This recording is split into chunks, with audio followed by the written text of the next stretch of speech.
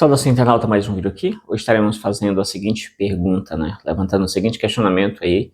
Você responde aí embaixo se concorda, se tem outra opção. Seria o seguinte questionamento, né? Das disciplinas que a gente estuda na teologia, nessas áreas relacionadas à Bíblia, tudo isso, né?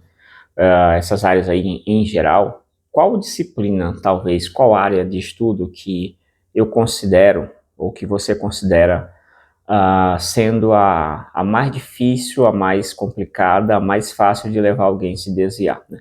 Ou seja, aquela disciplina que seria a disciplina do topo, que eu considero disciplina do topo. Que quando você chegar ali, se você não tiver resposta dentro daquela área ali, você está ferrado porque você não tem mais o que fazer, você não tem para onde recorrer. Por exemplo, quando você olha as plataformas aqui, né, o YouTube, essas plataformas assim mais comuns, aí o que você vai observar? Você vai observar que tem muitos ateus, né? Tem muitos ateus que chegam assim e dizem, olha, eu olhei ali o evangelho e vi que o centurião, em um texto, diz que ele foi falar com Jesus, em outro diz que um criado, que um parente, que não sei quem, foi falar com Jesus, então o texto já entrou em contradição e eu não acredito no texto. Tá, isso são questões visíveis que qualquer pessoa leitora, qualquer pessoa que for ler os evangelhos, ela vai se deparar com essa questão, né? E essa é uma coisa muito prática. Qualquer pessoa que ele não consiga explicar, com certeza ele vai chegar no nível ali de dificuldade e ele vai perder um pouco da fé porque ele vai achar que tem alguma coisa esquisita ali. Essas questões básicas aí, do básico, você consegue explicar muito bem, rapidamente ali, um perito na área, né, um estudioso, no sentido de que alguém que labuta com aquilo ali, né, está no labor de analisar, de compreender, consegue explicar essas contradições rapidamente, né. Porém, você tem algumas áreas que ainda considero que seja assim a prateleira de cima das disciplinas. Se você conseguir responder, se você conseguir todas as respostas ali, você é uma pessoa quase irrefutável. Se você não conseguir respostas ali, você é uma pessoa também muito difícil de ser convencida da veracidade do texto, de que o cristianismo está correto, de que a fé cristã ela está realmente tem base e tal. Exatamente a história da igreja, eu considero que é uma das disciplinas, história da igreja.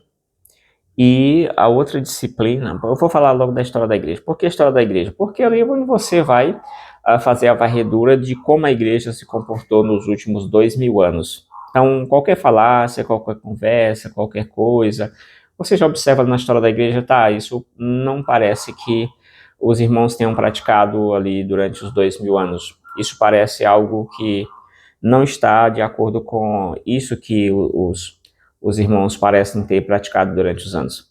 Aí realmente é uma questão difícil. Outra disciplina que eu vou falar mais profundamente é a crítica textual. Para mim, a crítica textual, ela é, juntamente com a história da igreja, né, a crítica textual ela é a disciplina de prateleira de cima, o último local onde você pode chegar no cristianismo, na fé, no estudo da Bíblia, é ali. Se você conseguir se você duvidar daquela disciplina, se você estudar tudo e você conseguir encontrar as falhas, as dificuldades, acabou.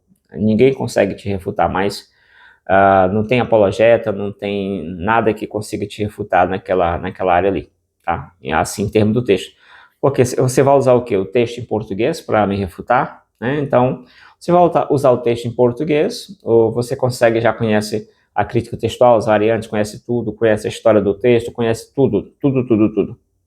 Não tem o que fazer, a pessoa não vai dizer mais nada.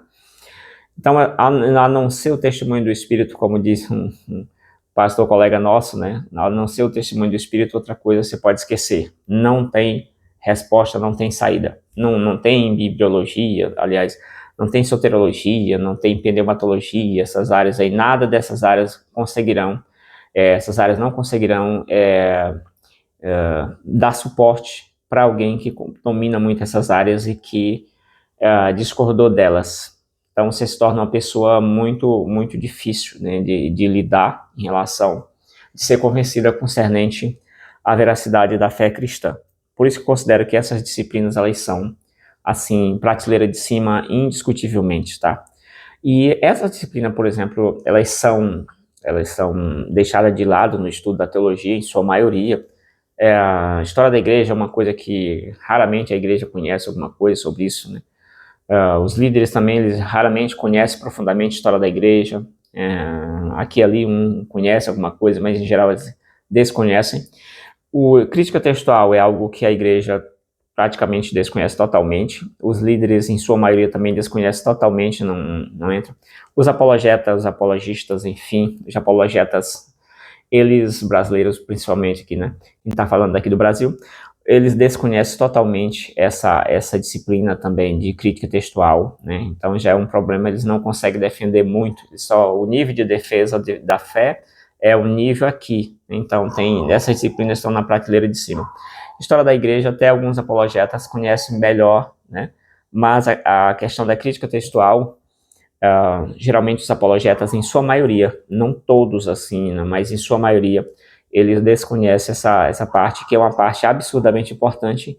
Considero os argumentos de prateleira de cima, os argumentos top estão nessas áreas.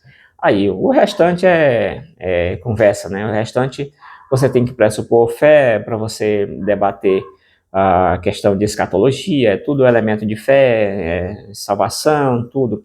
Pronto, elemento de prova mesmo, elemento real, você encontra aí talvez nessas duas disciplinas. Não tenho agora em mente uma terceira disciplina que tem um potencial tão grande quanto essas disciplinas, e eu colocaria a crítica textual até um pouco acima da própria história da igreja em si, por essa questão mais prática e irrefutável no sentido de você consegue comparar os manuscritos, você consegue olhar ali realmente e ver o que alguém escreveu no século II.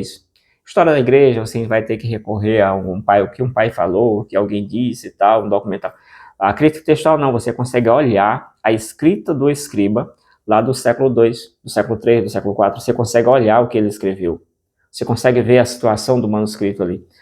Então, por isso que eu considero a crítica textual como a prateleira de cima de todas as disciplinas aí que a gente pode pensar sobre a fé cristã baseada no texto, né, nessa transmissão do próprio texto.